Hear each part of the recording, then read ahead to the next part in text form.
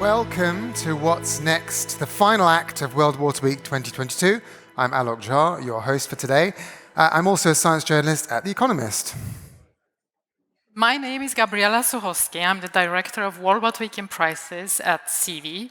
A warm welcome to everyone joining us today online and here in Stockholm. Ahead of us, we have a full hour dedicated to what the next steps could look like after this successful World Water Week. First, we'd like to start off with a very special message for you all from a very special person. Are you hopeful for the future? Well, one has to be. It is up to the young people to make the best of it. But they have to understand what happened, what the problem is, in order to move forward. Now, the young leaders should be given a leading role by their governments in order to be active in the next decade and understand how much importance is linked to the young generation, because it's their future that has to be modified. Thank you to Professor Falkenmark. We are, of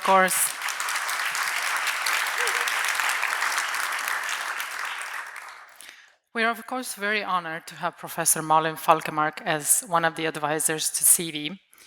Few people have done so much for fresh water and inspired so many in the water community. With this year's theme, Seeing the Unseen Water, we are reminded of one of her groundbreaking contributions. She coined the term green water, which really made people start paying attention to the unseen water in our soils. But she also championed the intergenerational dialogue long before it actually became a thing. And she's part of why we decided to dedicate this session to what's next, so we can pave the way for our future generation and not leave all the work to them. Thank you, Gabriela, for that perspective, and we'll see you again later. Now, meanwhile, we're going to be continuing to ask that question, what's next, to everyone on the stage today, starting with Torgny Holmgren, Executive Director of SIWI. Torgny, please. Whilst you're coming up here, let me ask you just about next year, because, there's not been enough going on so far. We need to be thinking about next year already.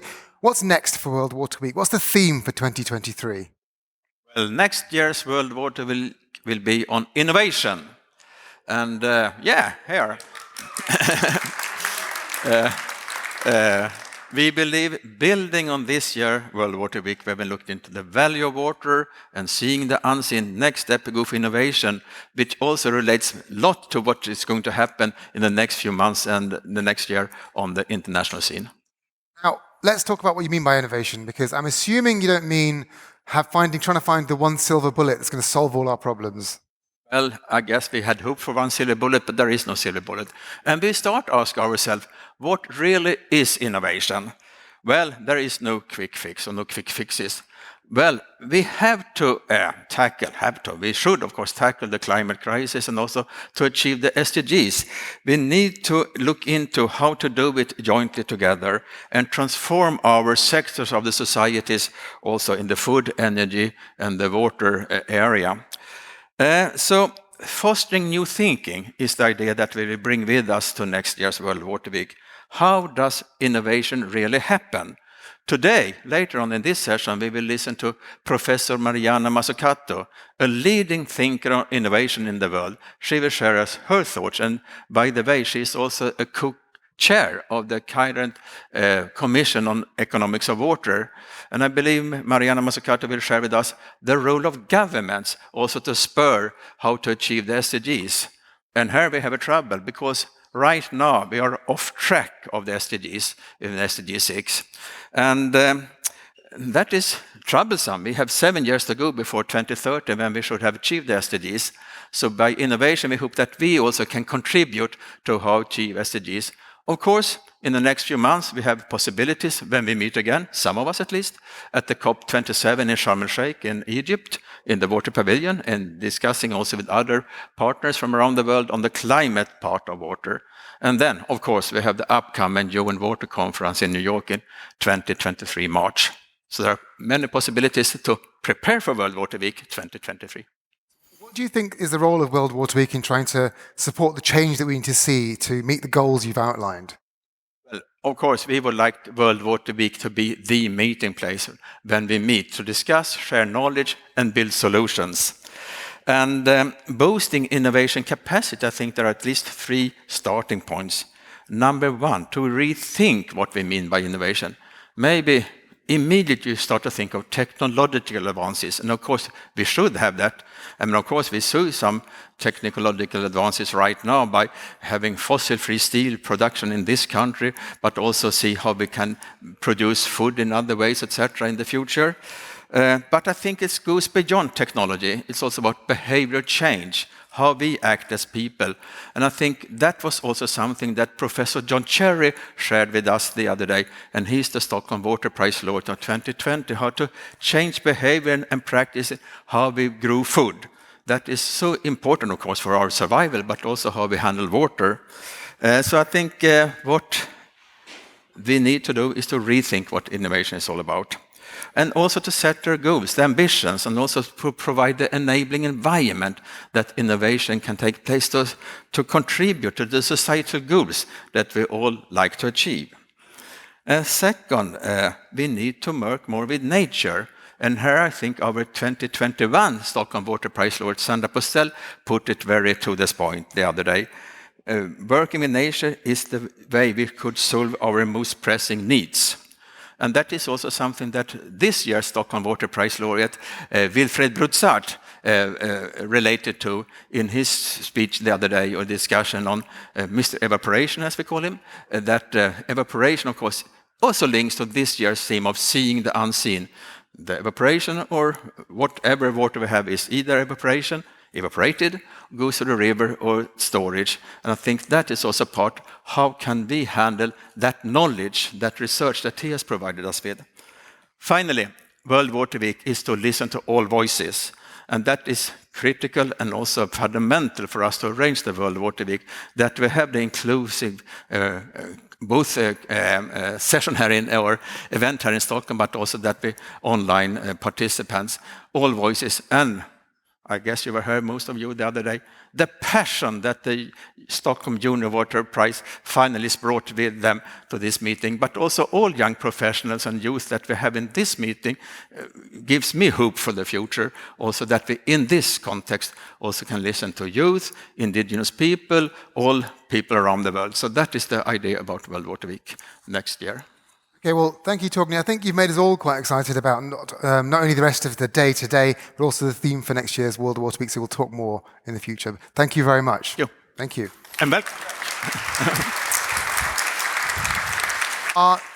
Our next speaker will show us what innovation can look like. Can I please welcome Dr. Patience Mazzucato to the stage? Patience is a senior researcher at the Nordic Africa Institute, specializing in urban dynamics. Patience, can you tell us how your research is going to help us understand innovation? The podium is yours. Thank you. And thank you for the invitation to speak here. So I am Patience Mazzucato. I work at the Nordic Africa Institute, focusing on mining and urbanization in Africa's copper belt, covering Zambia and the DRC.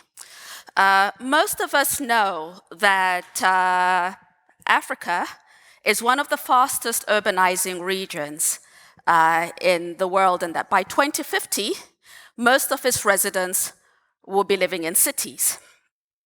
However, we also know that it is not uncommon for many of us who visited a number of African cities, including the places that I work, in Zambia, to see children, women within urban settings carrying plastic water containers from neighborhood to neighborhood, trying to collect water. This is a feature that we're quite familiar with in cities, effectively that the majority of the urban poor in Africa's cities still struggle to get decent access to water and sanitation. Thus, across the African urban landscapes, residents are not only finding social, but also practical solutions to meet their water needs. They are innovating not just to provide water for domestic consumption, but also for livelihood activities. Agriculture to meet food needs, having backyard gardens, brick making, fish farms, and the like. So we're not just looking at domestic consumption, we're also looking at livelihoods within this context. And so in thinking about innovation, we sometimes need to turn to look at what people are doing every day across the cities to meet these water needs. What I refer to a large extent, and other scholars have done, as a sort of do-it-yourself water provisioning. And I turn to an example of one of the cases from my work on the Zambian copper belt that I've detailed in a book published last year. There used to be Order Life on the Zambian copper belt after the privatization of the mines, of a Mr. Muvita laid off from his job, not able to pay his water bills, which had been previously subsidized by the mining company that was state-owned, and having to make a living within a context with minimal welfare and assistance. So he turned to his backyard. Note, not able to pay water bills. He dug a well, and he set about creating his own drip irrigation system with minimal resources. And so this is the area where in detailing what he did, I would like to sort of highlight the three things that effectively allowed him to be able to do so. One of them was an openness to learning from a wide range of factors. He didn't have money, but he went to an agriculture store in this copperbelt town of Luanshya, where I did my work, and asked the price of a drip irrigation system and realized that he could not afford it. So he got a manual from there and then went back and sort of tried to figure out how he might be able to make it himself. So he drew on this sort of existing available knowledge to try and figure out how he might be able to sort of retrofit it, asking along neighbors and other people who had a variety of different expertise. And so it sort of highlights the sort of one aspect of innovation, which is an openness to learn from a wide range of sources, both practical, technical, manual, but also social, asking neighbors. And then the second part, because when he set about setting up this drip irrigation system in his backyard to grow tomatoes and his orchard of oranges, which he was selling, it didn't quite work out the first time. And so the second thing, relevant to this context and innovation, was a sort of willingness to experiment and improvise and to try. And what he argued when I spoke to him is that he said, you need to have a scientific mind. Asking questions such as, how might he reduce his water costs outside the rainy season when his backyard well that was lined had low water levels? How might he, when he was forced to draw from the utility services tap, reduce his water bills such that he was not wasting water and was being considerate of costs? So he set about measuring, well, how much water and how much flow in the pipes. And so he tried and experimented around this. So this a sort of experimental and improvisational approach. That's the second. The third is very relevant for the time that we live in, that we have to be sort of cognizant of the broader environment, the resources that we use, and what is possible to reuse. And that was what I would describe as a perceptive engagement with the environment that made him attuned to the possibilities of recycling and reusing material. So for his lined well in his backyard, he reused old oil drums to create the casing to make to make his well, using old chicken wire effectively as reinforcement to reinforce the casing that would line the well. He went around looking for little stones swept up from the side of the road to use as aggregate, and also went around sort of trying to figure out where might he be able to buy cheaper pipes and the like. So he was really very, very cognizant to say, well, what is out there? But he was also perceptive in terms of the social environment within which he found himself in.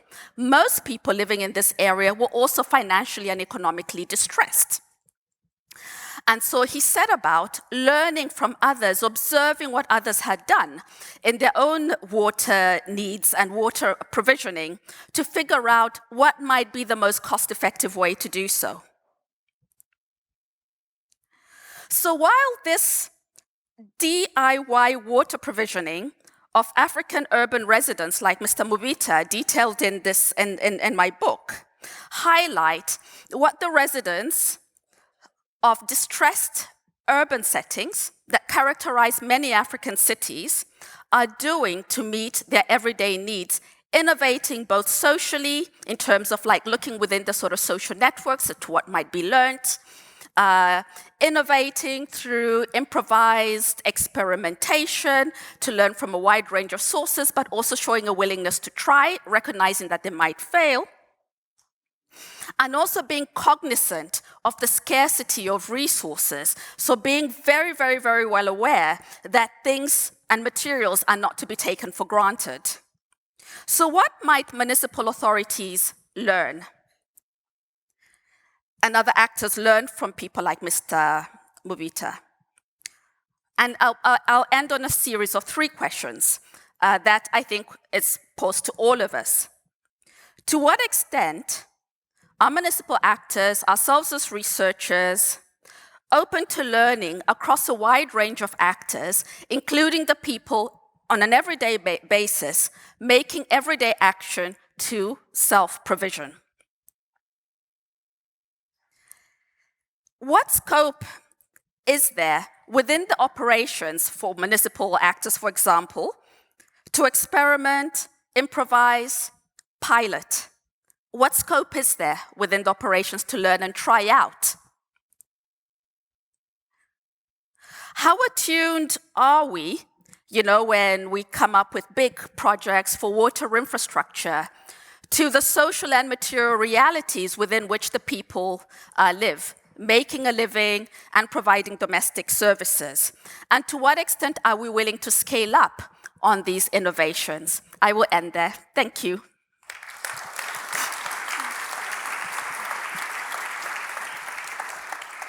Thank you very much, Patience, for this very important perspective. It's fascinating. Next, I'd like to welcome Professor Mariana Mazzucato, who has shared a pre-recorded video, which is a keynote on the topic of water scarcity. Thank you for inviting me to speak to World Water Week. It's an incredibly important moment. I truly believe that the future of humankind actually depends on a new approach to the economics of water. This is what I'll be speaking to you about in the next 10 minutes. And it must be a new approach that fundamentally redefines how we value and how we govern water as a global public good, but also, I will argue, as a global common good, how we can actually structure collective intelligence, collective investment, collective innovation to turn what is currently a challenge and really a tragedy into an opportunity for investment. But this won't happen just by talking about partnership and what we need to do. We actually need to rethink the governance mechanisms. And the reality is actually that water is a multi-dimensional problem that overlaps all sorts of different crises. And this is why we need a multi-dimensional global response. This is not a linear problem. There's connections between water and disasters, where something like over 74% of all natural disasters between 2001 and 2018 were water related. There's a connection between water and climate change. This is obvious to most people, but it's important to say that by 2050, the number of people at risk of floods will actually be increasing from its current level of 1.2 billion to 1.6 billion. There's a very strong connection with water and just scarcity of resources. So something like 2.3 billion people currently live in water-stressed countries, of which 733 million live in high and critically water-stressed areas. And of course, water and urbanization. The global urban population is estimated to grow from 3.9 billion people today to 6.3 billion in 2050. And this is a huge problem if we consider the current trends. In other words, that the number of city inhabitants lacking safely managed drinking water has increased by more than 50% since 2000. So why do we need a new economics of water? Because all these different problems, of course, they have a solution, but they don't have a solution if we don't actually design the system, design our economies, design our public and private institutions and their collaborations in such a way that truly can tackle these problems and see them again as opportunities for investment, for patient long-term finance, for new types of collaborations that tackle the problem. And the problem is also that the current frameworks we have and the models that we have that have looked at these different aspects of the water problem have frankly only looked at something like 10% of the hydrological cycle. In other words, issues around dams and other anthropogenically influenced blue water flows, leaving out basically what's 60% of what's called green water and all the different areas around it. So what we need is a new global economics of water that values both blue and green water resources as they together determine human well-being and the world's economic development. And what I've been thinking about quite a bit over the years is, what does it look like to have a true common good approach? How can we actually stimulate as much innovation as possible, investment as possible in our public and private spheres, but also around missions? You know, missions as bold as 50 years ago when we got a man, at the time it was a man, and now there's also women, to the moon and back in a short amount of time. They didn't just throw money at the problem. They designed procurement to be outcomes oriented. They designed contracts between all the different actors. There was something like 400,000 people that got involved in the Apollo program. And we need to think of really bold missions around water, whether it's the oceans missions of getting, the plastic out of it, but also if we think of a very important mission of making sure that every person in the world has not only enough water, but water that is clean, water that is good for them, water that is not making them, in fact, sicker. And for this, we, having a mission-oriented approach, an outcomes-oriented approach to our industrial strategies, to our innovation policies, both at a global scale, but of course also at the local level, cities, regions, and nations. This is very important. And for this, of course, looking at the amount of money that is needed is important. We know that, for example, with climate change in general, the cost of inaction is much greater than the cost of action. Nick Stern's report on climate some years ago told us that, as did Dasgupta's recent report on biodiversity. Well, it's just as true around water. The cost of not acting today to solve those different water problems will actually cost us more in the future. But what we also require is really a new type of stakeholder capitalism that brings together these different actors in the public, private, but also the civil society sphere, and formulates bold goals that then can be used to restructure the different tools on the ground. And we shouldn't forget, when I say the word tools, I'm talking both about institutional tools, for example, development banks. The type of finance that they can provide is very important. It needs to be patient and long-term, but again, outcomes driven around all those different problems to make sure that we, in fact, solve the problem of making sure that everybody in the world has access to enough and clean water. But also in terms of the attention to what I would call the social contract. We need lots of innovation, but for that, we also need to share the innovation, share the knowledge. So attention to making sure, for example, that intellectual property rights, patents along the way are not abused. And actually, for example, patent pools are very important, just as they are right now with the COVID pandemic. So sharing of knowledge, sharing of innovation, having a true global collective intelligence around these problems, working at all those different levels of analysis in terms of local, regional, national, and global. And all of these things are really what we're going to be trying to think about very concretely, both theoretically, but especially at the practice level, in this very exciting new global commission on the economics of water, of which I'm one of the 4 co-chairs. And I must say that, you know, the dream team that we have is beyond a belief. We have the head of the World Trade Organization, the director of the WTO, Ngozi Okonjo-Iweala. We have one of the world's top climate scientists, Professor Johan Rockström from Potsdam in Germany. And we have senior minister from Singapore, Tharman Shanmugatharanam, who, you know, together, what we're trying to do in terms of leading this commission, and there's wonderful commissioners, including city mayors like Yvonne Sawyer from Freetown in Sierra Leone. We have Liesje Bárcena, who was the head of the UN Economics Commission for Latin America and the Caribbean until recently, and many more. What we're trying to do is, in fact, look in a new, fresh way at water as a common good to stimulate as much finance as possible between all the different actors in the system, but also, again, formulating the relationships between them that truly have this common good framing at the center, collective intelligence at the center. It's an action-oriented program. It's going to be for 2 years, and we really hope to spur as much action, practice, new thinking, but also commitments between governments, local authorities, industry, finance, multilateral institutions, and non-state actors. And in the end, you know, this isn't going to work if it's just another cozy talk shop. This really needs to be a thorn in the side of the system. For a long time, we've known what the problems are, but we've thought that it was enough to have some projects here and there, some finance here and there. To turn this problem into one of the most bold, Apollo-style missions for the next, you know, decade is absolutely central. And again, the cost of inaction is both humanly, economically, and ethically much, much larger than the cost of action. So thank you very much for inviting me to speak, and please look forward, as I do, to the work of this commission, and we promise that we will not be a talk shop. Thank you very much.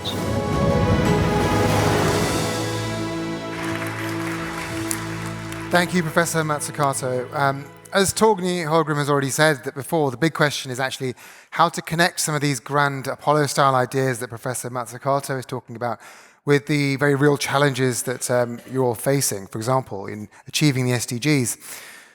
I'm very honored now to introduce our next speaker, Mr. Jamshed Shoimzoda, First Deputy Minister for the Ministry of Energy and Water Resources in Tajikistan. Please welcome. As you know, Tajikistan is the co-chair of next year's United Nations Water Conference. I'll give you the podium. Thank you very much. Our minister is Minister of Energy and Water Resources, Republic of Tajikistan, Mr. Daler Juma Shofakir, won't participate personally, but unfortunately, due to some technical reasons, he not come. But in any case, he requests me to read his speech in this very important event. Dear Chairperson, Your Excellencies, heads of delegation, ladies and gentlemen, thank you for the opportunity to talk about the most important challenging of our time. It's water. As I'm speaking now, tens of thousands of lives, homes and communities have been uprooted because of recent flooding and mudsliding in the region in Central Asia and South Asia. At the same time, there is an unprecedented and prolonged drought which have driven large swathes of the region of Central and South Asia, pushing a very existing for all forms of the life to the brink in the many places. But it's not just happening in my region, in the Central Asia and South Asia, in the world. As you know, Europe is reeling from sweltering, heating wellness, and prolonged drought. Thousands of the community has been devastated in North America and Australia because of the recent heavy rainfalls. And East Africa is experiencing the worst droughts in the decades, putting over 20 million people at the risk of the hunger, while heavy rains have destroyed thousands of the homes in South Africa and have rapid and entire communities in Brazil and other parts of the world. These are all indicators that our own planet is severing pains. And if you look just only, if, for example, we just only type in the Google how to save the planet from the droughts, the answer will be very interesting, look like the scientific movie. And it means that we don't have any other opportunities. We don't have other planets, maybe not yet, but in any case.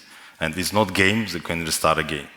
And while the nations are coping the task, these unprecedented natural disasters, we all know that water is not only the sustenance of the life in our planet, beautiful yet friendly planet, but it's also critical for development of the nations. We all acknowledge the econometry of the water challenging, yet our collective actions so far have not been adequate. Previous speaker just only mentioned that collective innovation. During this Water Week, we're also seeing a lot of speech regarding the political willness. Right now, we're understanding that political willness is not enough. It should be collective willness. It's not just only political and financial, it should be also collective willness, also important. That's why it's almost urgent for us to act now, to address the water challenging and let our planet heal. As from my country of Tajikistan, we have taken many initiatives for the last 20 years. We have put towards the initiative to declare the International Decade Water for Sustainable Development covering 2018-2028. This initiative is aimed to embracing our collective needs to accelerate our action during these decades. I'm pleased to share that early June in this year we held second Dushanbe Water Conference, which was an important moment to prepare for the midterm review of the decade of the action in 2023. The final declaration adopted in the Dushanbe conference includes a key message for the UN Water Conference in 2023 and calls on the international community to join force, making new commitments, intensively accelerate actions and partnership to achieve the set goals. And speaking of the 2023 UN Water Conference, let me say that it is the most important global gathering on the water, which Tajikistan and our colleagues in the Netherlands will collectively host in March of the next year in New York. The UN Water Conference, which will be taking place only the second time in 50 years, provides an historical opportunity to review and evaluate the progress so far as well, so identify the gaps and upthings which have encountered in realizing the goals of the water decade. While Tajikistan and Netherlands are leading the preparation for this global event, it is important to emphasize that we can only achieve our goals of tackling water issues by uniting the efforts to the whole global community, from ordinary citizens to political leaders, from local communities to the governments of UN member states. We need new transformation and innovative action that can make a difference, that will drive the new global movements and emergency as a game changers. We expect and encourage everyone to come to 2022 UN Water Conference with renewed commitments which are aligned in the water action agenda development in the Dushanbe Conference. As for today's event, we held online and offline discussion as a part of the World Water Week for almost 10 days to review various aspects of water issues, seeing the unseen, valuing water. So now the question is, what's next? Well, the conclusion is clear. Our planet is crying for help and need for urgent action to heal. It is also crystal clear that all life on the earth faced previous times unless we as humanity take concrete and effective action now. The good news, of course we have good news, that the UN Water Conference in 2023 offers this unique opportunity for all of us to make the difference. Fundamental change in our ideas, plans and actions to better understand, appreciate and manage our water resources, offers a moment of the relief to our planet to heal, and leave an enduring legacy for our future generation, to better protect and preserve water and the fuel of sustenance of life on our planet. We in Tajikistan and our partner in the Netherlands, along with UNDESA and UN Water, our commitment to strive on and make this unique opportunity and water shield moment for all of us and for all life on this beautiful blue planet, of course. Now I call you, will you share this historical moment with us? Thank you very much. Have a good, wonderful day.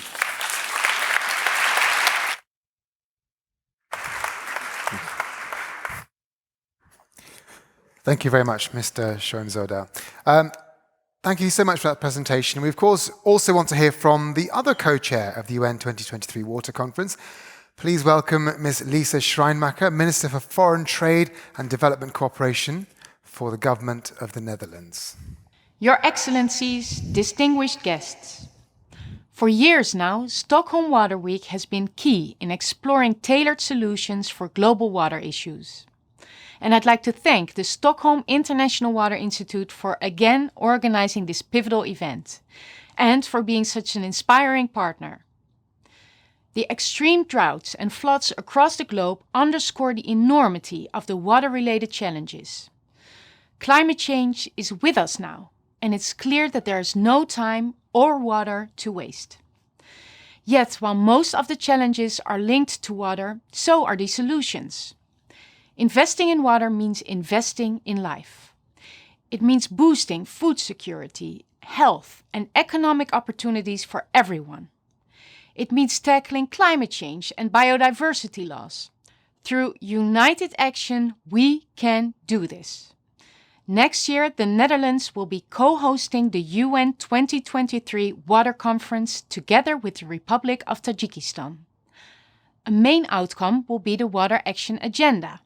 And I urge you all to contribute to this agenda through bold and transformative actions. Actions that will alleviate the water crises. That way, the conference will be the watershed moment the world needs. Amazing work is already being done in many countries, across sectors and governments. But it's clear we need to step up the pace. Water security has to be our #1 priority. So I hope to see more partnerships, more investment, more impact. Ladies and gentlemen, let's take action now, together, and ensure a water-secure world for all, by all.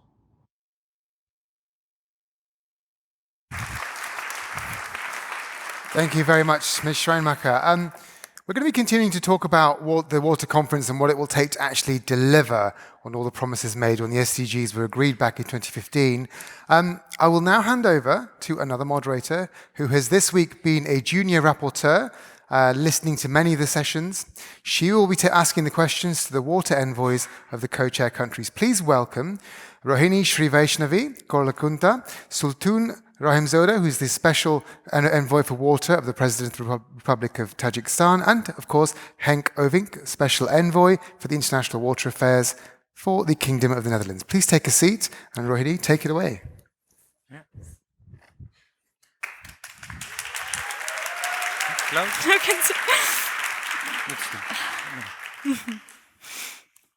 Hello, everyone.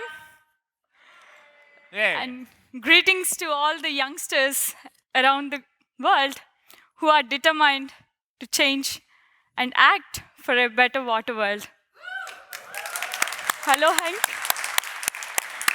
Hello, Henk, and hello, Sultan. Earlier today, Professor Falkenmark was calling out governments to include youngsters in the decision-making processes. What do you think that government should do to ensure that? Yeah? Yeah. Go. You're younger Let's than start, me. yeah. Thank you. Yeah, much younger. When I graduated my school in 1991, I wanted became journalist, not water engineer, not hydraulic engineer. And my father recommended me, advised me, my son became engineer in water sector because water is the future of Tajikistan. And I'm really thankful to my father for his best advices in my life, basically. And of course, taking this opportunity, I would like also to thank my mother who basically put a lot of efforts with my mother to raise our family. We are 10, by the way, in our family. And of course, still supporting us in our life with their love and with their advices. So, but why I did want to become a journalist? Because the water sector, even in 1991, it was not the prestigious profession in our life. So many, my classmates, they became jurists, lawyers, doctors, but maybe few of us became engineers. So when it's still the same, these days, if you will ask the young generation, young people, who would you like to become? They will ask financists, banking, doctors, but few of them would like to be engineer in water sector especially. But through this process, we are looking basically the positive dynamics. So we really enjoyed the company of the young generation in Dushanbe conference, Unified. They launched basically this youth development agenda. And then also here in Stockholm. And my recommendation to the governments, please make water a high priority in your policies, in your plans and strategies. Make water a prestigious profession in your countries. And then young people, young generation will come themselves to join you in this process. So that is my recommendation to the government. And of course, as co-chairs, we are committed basically to involve the young generation in this process and to provide them the platform in New York during the 2023 conference. Thank you.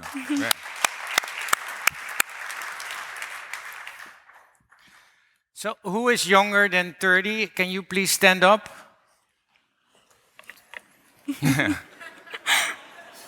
Okay, can you please continue to stand up?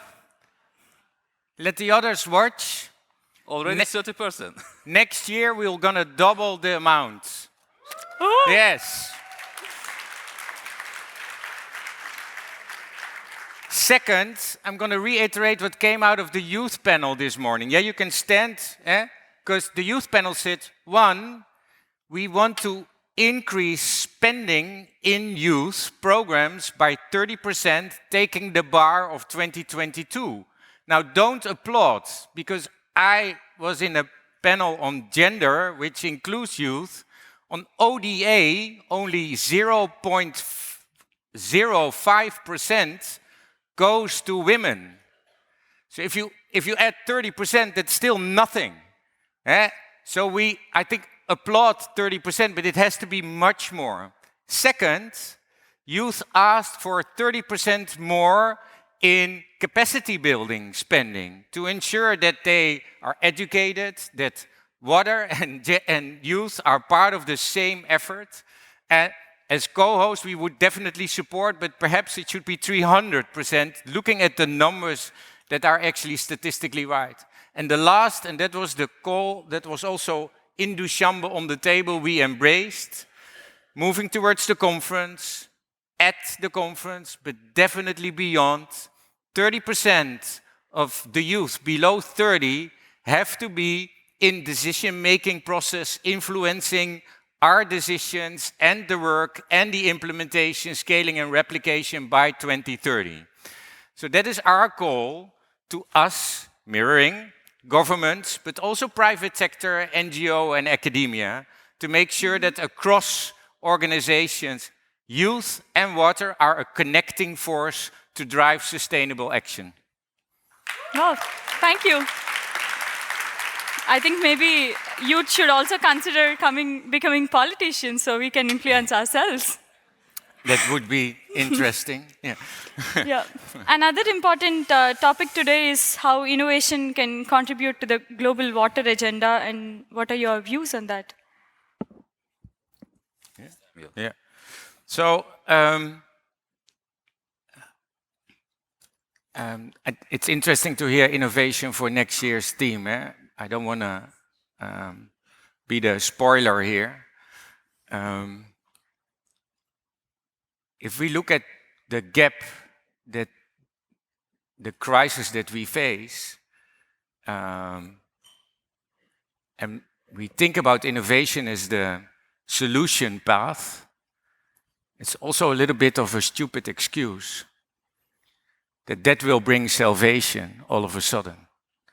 And I want to quote some of the outcomes of what happened this week. Aaron Salzberg, SPC member, Scientific Programming Committee member, sent me an email and said, coming from his panel, science and data are of critical importance to inform not only policies, but also politics.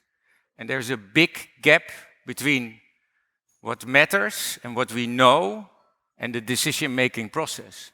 So innovation might actually be that we mend the gap again. So going back in time, almost in stepping ahead. Second, John Cherry, laureate of 2020, said, sending an email to me this morning, that he has an innovative, bold program. He only needs 8 billion by 2030 to give 2 billion people safe drinking water. I challenged him immediately back because I don't think it's enough. But at least a bold idea to put on the table. And this week, in front of Nora Latin, we brought together close to 150 people for coffee and sweets from Tajikistan, Sweden, and even some from the Netherlands. But I think the best came from Tajikistan, although kanelbular, of course, my favorite here. And they gave recommendations to us too. Be inclusive and focus on gender and youth. Look at source to sea as a systems approach to solve this crisis. Don't miss out on communication and outreach because nobody actually knows about this crazy conference next year.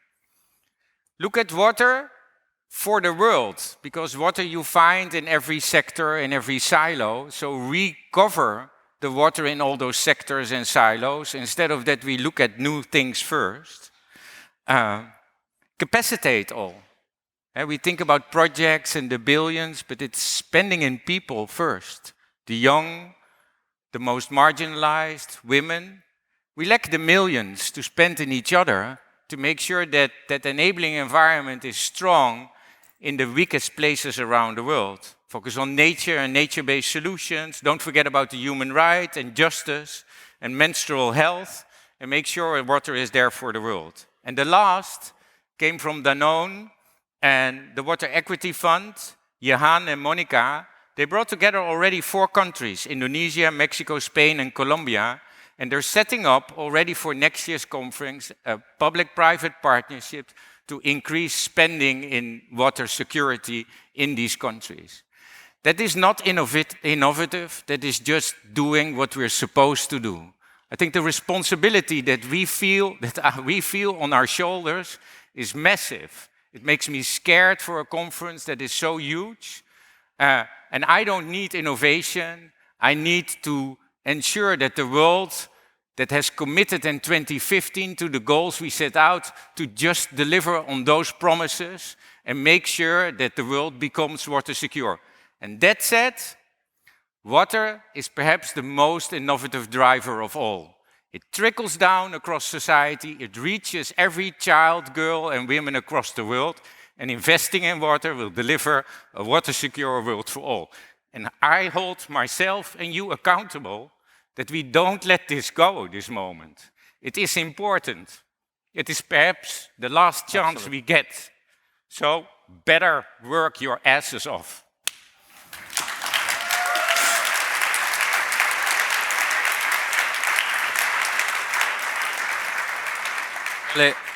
Innovation is an opportunity for all of us, and especially in water sector. And it has not been disclosed yet in full capacity to be used for solving of the water issues. New technology, digitalization, they're developing fast, in very fast manner. And our generation, and even the youth generation, we are not, in line with that development. So we have to be smarter, to be in line with innovation, and then to use this opportunity in our future to resolve the water issues. I think that it's a very nice idea that to have the theme of the next World Water Week here, innovation, and then to disclose basically the opportunity which innovation will give to us. So let's be united also and be in line with this development we are facing today. Thank you. Thank you. Thank you for joining us. And we'll see you all in the UN Water Conference next year. Thank you. Thank you very much. Thank you. Oh. There's one thing we need to say as brothers in water. We have to raise the ambition. We can only do this together. And Sultan and I first became partners, then friends, now family. And we can only do this if we become family across the water sector. But we really need you all to reach out to every sector, every silo, to your friends, but definitely your opposites, to make sure you bring them to next year's conference so it can be a watershed moment for the world. Otherwise, we lost that opportunity. April 1 cannot be our Fool's Day of the world. It should be a celebration of our success. And we are there to help you with that. But we need you and the whole global family to make that a success. Thank you, everyone. Thank you, all of you. Thank you so much for sharing your thoughts and your passion on all of this. It was so interesting to learn how important all this is going to be. And just second Henk's message at the end there, it's got to be done by everybody. Now, one common theme throughout this day has been that we need to innovate new solutions to the various problems that the world faces. And before we wrap up today, I'd like to welcome 3 guests for a panel discussion to discuss innovation. Okay, here we are. Maria Luisa Angel, a junior rapporteur during the week. Please come on stage. Martin Koeringer, head of the World Ocean Initiative at Economist Impact. And Phil Duncan, a senior Aboriginal consultant at Alluvium Consulting Australia and a member of the Gomeroi Nation in New South Wales. And of course, Patience Masuza, please also join me back. Now, you're going to put me in the middle.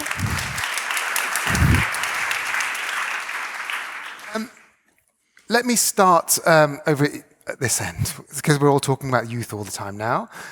So Maria, just tell me, what are the most important trends for the future that you've picked up during World Water Week? Thank you. Well, I was amazed at the diversity of ideas and solutions that were presented in this year's World Water Week. But in particular, I'm very interested in circular water economy, nature-based solutions, and inclusive water governance. As it was said in the panel before, more than 50% of the world's population is under 30, but we're not in the decision-making table. We need to be included in the policy-making arena for more inclusive water systems and better policy. Thank you.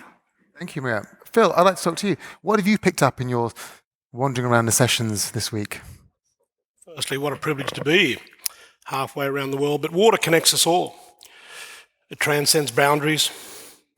It connects peoples and culture. And, you know, the engagement and the opportunity to talk with Indigenous people from other sectors around the world here has just been wonderful, because we talk in mirrors. And the two-way knowledge exchange. Martin, how about you?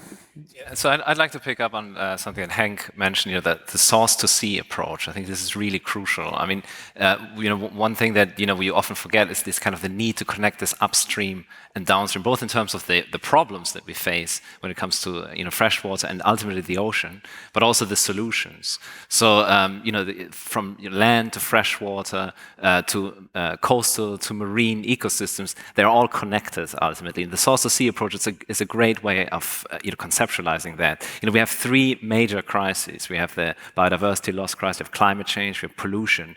And the source-to-sea approach really helps to identify the impacts of these interconnected crises and also the sources of those problems, and helps to identify those solutions. And one thing that was mentioned in the previous panel as well is these silos that exist, agriculture, the water sector, health, environment, and the source-to-sea approach really helps to bring these together. And just putting on my economist hat, I know you also have an unseen economist hat, is the value chain approach. Corporates and investors are, they're interested in the value chain. The supply chain is also the markets, the consumers. And the source-to-sea approach really helps to bring the value chain approach to the water space. Thank you, Martin. I'll tell you that I'm the least economicsy person at The Economist, so don't occur at me too much.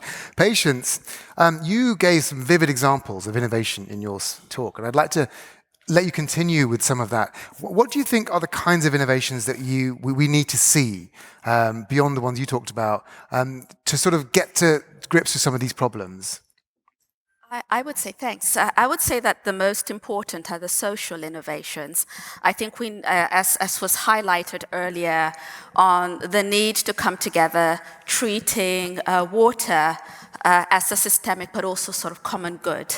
And I think that's really, really key, highlighting that it's a public good, and how we get there to ensuring that everybody has access to that common good, I think is the key innovation that we need. What does innovation mean to you? When you sort of hear that word, what does it spark in your brain? Well, I saw a gap this week, and it was the lack of Indigenous voices, Indigenous community voices. And there should be greater opportunities because Indigenous cultures, we are innovative. We use our ingenuity in how we interact with our cultural landscapes, how we care for country, how we protect country, how we repair country. So innovation, I'd like to see a greater uptake of our cultural knowledge and integrate that into how we move forward, being better together to form solutions. And, you know, particularly from if you look at some of the cultural way of life and how we interact with country, it could take Western science and the methodologies to another level and multiple benefits. Particularly looking through not just a cultural lens in the future, but the lens of our next generations, our young people. You've preempted my next question, and maybe you can pick up on it a little bit, which is that I was going to ask you, what do you think that we need to do next at World Water Week next year to make it more innovative? Is Indigenous Voices is one idea. I mean, are there more things that the conference itself could be doing? I believe that there needs to be a greater appreciation, and I strongly believe and recommend and hope that 2023 gives us a platform to spring forward on with Indigenous inclusion. Giving the opportunity to create a greater understanding of this symbiotic relation that we have with country, and give us the opportunity to realise our cultural obligation to be involved in repairing country and making sure we leave a sustainable future for our next generations. And that's just not an Indigenous thing, that is a global thing. Thanks, Phil. Last couple of minutes, question for both of you. So just from what I asked Phil there, what do you think that we need to do at the conference to make it more innovative? And also what innovation means to you? If you can answer that in a couple of minutes. Yes, so I mean, in terms of, I was really encouraged to see more focus on the financial solutions. I mean, financial innovation. It was really good to see that yesterday, the conversation I had with Ruth Matthews from the Source to Sea platform at CB. That was great to see that financing is really coming into this. And you know what we want to make sure is that water and water solutions are seen as an investable opportunity. We want to find these bankable projects. So the financial innovation is crucial. And there's already, the EU taxonomy, for example, that is now from early next year will start to integrate water, nature, biodiversity, pollution into the taxonomy. So the reporting will improve. There will be more reporting on water risks, water opportunities, and then also turning that into actual financial products. So actually having blue bonds. And there are lots of innovations from the ocean space that we can look at. We have the Sustainable Blue Ocean Investment Principles from UNEP FI. We have a lot of new kind of innovations in terms of the blue bond, the sovereign blue bond in the Seychelles and Belize, with the private banks getting involved, with the Nordic Investment Bank getting involved with the blue bond. So there's really progress on that front. But also we have carbon credits already, and now we see this coming into, for example, in the plastics space to tackle plastic pollution, so plastics credits. We at the World Ocean Initiative, we looked at a Kenyan project, the Mikoko Pomaja project, which is basically about restoring mangroves and also giving credits for those kind of things, so-called blue carbon credits. It's a really great new opportunity. So all these things are happening, and it's really good to see this focus on finance. But what is missing, what I think needs to happen next year, previous event, is bringing the ocean even more into the conversation. It's great to see Source to Sea being on the agenda, but what we need to do is we need to highlight that the ocean holds lots of solutions to many of the problems we face, but also there are opportunities that we are missing. For example, sustainable aquaculture. It was mentioned in some of the sessions, but we know, for example, seaweed has a huge opportunity. It's a purifying water. It harbors, it absorbs more carbon than plant-based ecosystems. It cleans the waterways from phosphorus and nitrogen. And there are lots of innovations, technological innovations in terms of sensors and satellites and these kind of things. So there's a huge opportunity to look at more at ocean solutions such as sustainable aquaculture. Thank you, Martin. And I'm impressed and excited by how excited you are with all of this stuff. Maria, last word for you. What does innovation mean to you, and where do you think that the conference itself could be innovating? As you know, we recently crossed the planetary boundary for fresh water, and this should be a call to action for all of us. So the innovations that were really interesting to me are the ones that are focused in reusing and reducing our use of water. So circular water systems at the household level and our larger scales, but also technologies that are able to identify leaks so that we're able to save the water that is wasted through leakage, and smart water meters so that we understand how much water is being used, and this can really catalyze a behavioral change in people. But I think it's not only a question of technological innovation. I think we are in an urgent need of a paradigm shift. Obviously, the ways that we have been managing water have not been working. So I think innovation in other areas, such as socioeconomic, governance, and financial as well, is very important. And for next year, I would love to see circularity, youth, and inclusion at the center of the conference. Thank you. Yeah. Thank you, Maria. Thank you, Maria, Martin, Patience, and Phil. Thank you all very much indeed. Thank you. Take care. Thank you. Thank you. Well, thank you all very much, all of you, for such an interesting discussion. I'd now like to welcome Gabriela back on the stage. Gabriela, let me ask you a question I asked the panelists. What's some of your main takeaways from the week? Thank you, Alok. Wow, what a great closing session, sparking already interesting discussions and views on next year's theme and what's next for all of us. And the passion on this stage, amazing. Well, throughout the week, and not just today, there's been many inspiring sessions and perspectives and trends on how to view water and how to value water.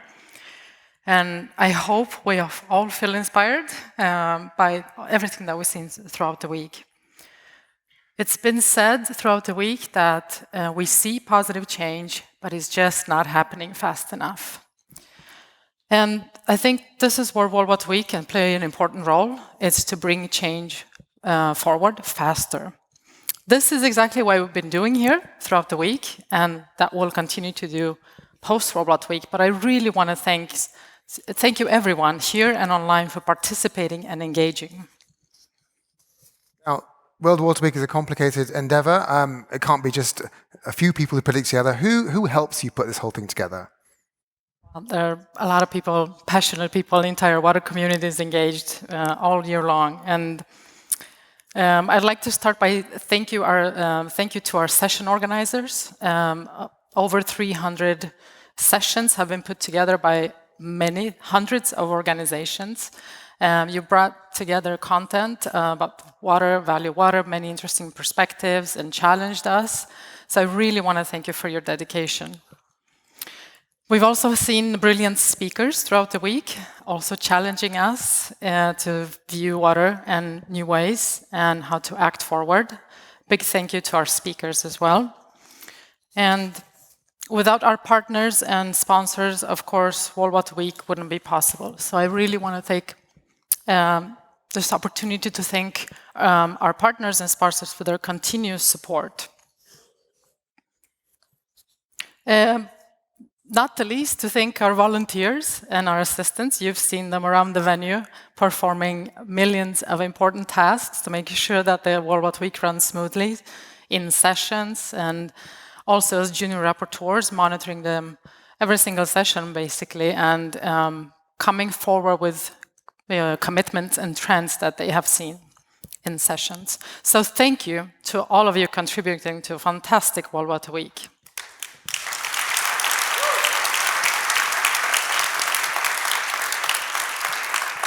Now, Gabriela, the conference has been going on for several decades now. How has the community of people who come to it changed in that time?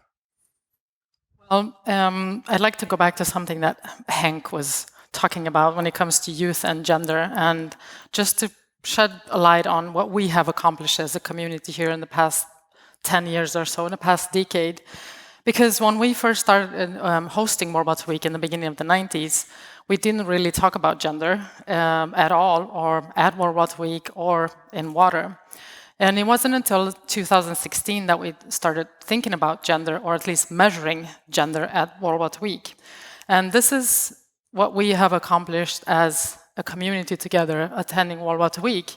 We have pushed you, and you have pushed us. We pushed each other. So in 2011, there were around 30% women actively participating and engaging, attending World Water Week. And this year, we're above 50%. 3 years ago, we're about 55% women. This is what we have accomplished together.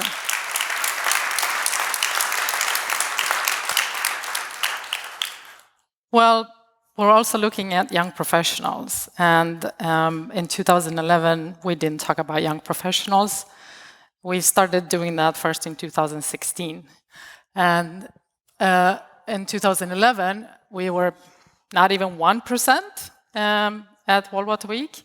And now, this year, I'm happy to say that we are around 39% young participants.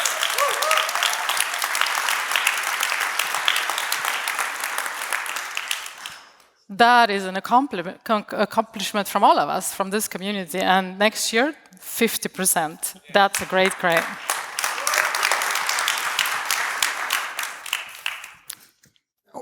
This change you described, why do you feel it's so important? Well, it's important because, as we mentioned before, all voices and perspectives are necessary if we're going to achieve change and transformation in this society. And it's also, I hope that this has sparked these numbers, and everything we've done throughout this week will spark energy for us to set new goals and to achieve them as the next steps beyond World Water Week, the UN conference next year, and when we meet here next year again. Please stay in touch, help each other achieve these goals, as Henk mentioned, brothers in water and community in water. After this World Water Week, we will summarize our messages. You can find them on our website at worldwaterweek.org and CV. And the junior rapporteurs will put together a recommendation of what next steps should be like from gathering all the input from all the sessions. I also want to take this opportunity to thank you, Alok, for guiding us brilliantly throughout this week on this very center stage. Thank you. Thank you, Gabriela. And thank you to everyone in the room and also watching online for attending World Water Week 2022. Thank you, everyone. Thanks for joining.